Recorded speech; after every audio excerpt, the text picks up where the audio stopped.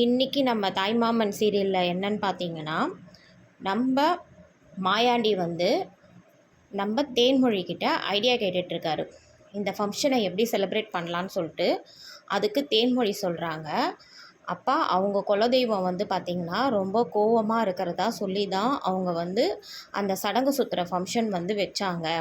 அதுவும் அவங்களால வந்து தடைப்பட்டு போயிடுச்சு. அவங்களால செய்ய முடியல.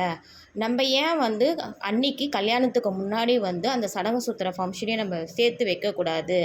அப்போ அவங்களையும் நம்ம அவங்க வீட்டு ஆளுங்களையும் நம்ம கூப்பிடுவோம். அவங்களும் வருவாங்க. ஸோ நம்ம வீட்டு ஆளுங்களும் வருவாங்க.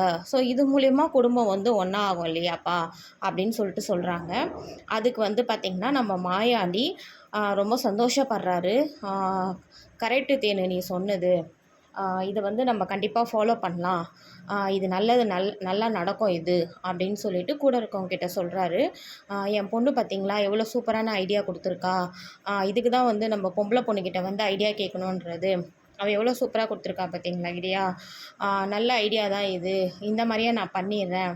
இப்போவே வந்து மீனாட்சிக்கிட்டேயும் அழகர்கிட்டையும் கலந்து பேசிவிட்டு இதனுடைய முடிவு எடுத்து அவங்க வீட்டுக்கு நம்ம தெரியப்படுத்திடலாம். இதை வந்து நம்ம ஒரு பெரிய ஃபங்க்ஷனாக வச்சு பண்ணிடலாம்.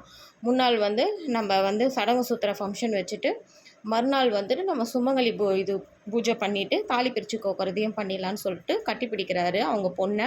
எல்லாரும் பார்த்து சிரிக்கிறாங்க. என் பொண்ணுனா என் பொண்ணு தான் அப்படின்னு சொல்லிட்டு அவங்க என்ன பண்ணுறாங்க, மாயாண்டி வந்து தேனை வந்து பெருமையாக பேசுகிறாங்க கட்டி பிடிச்சிட்டு. ஸோ இப்போ வந்து பார்த்திங்கன்னா அடுத்தது என்ன பண்ணலான்றதை யோசிச்சுட்ருக்காங்க. தேனும் சொல்கிறாங்க, நீங்கள் இந்த மாதிரியே பண்ணுங்கப்பா, இது கரெக்டாக நடக்கும்ப்பா. குடும்பத்தில் வந்து பொண்ணுங்கன்னா இப்படி தான் இருக்கணும். எப்படி இருக்கா பாரு என் பொண்ணு. எனக்கு வந்து இப்போ இவ தான் வந்து பார்த்திங்கன்னா உலகமே, குலதெய்வம் எல்லாமே இவ தான் அப்படின்னு சொல்லிட்டு சொல்கிறாரு. சரி ஓகே சியான், இப்போ நம்ம தேனு சொன்ன மாதிரியே நம்ம பண்ணிடலாம். அடுத்தது நம்ம என்ன பண்ணணும்னு சொல்லுங்கள், இப்போ பண்ணிடலாம். ஓகேப்பா, நம்ம அதுக்கான நம்ம வேலையை ஸ்டார்ட் பண்ணலாம்.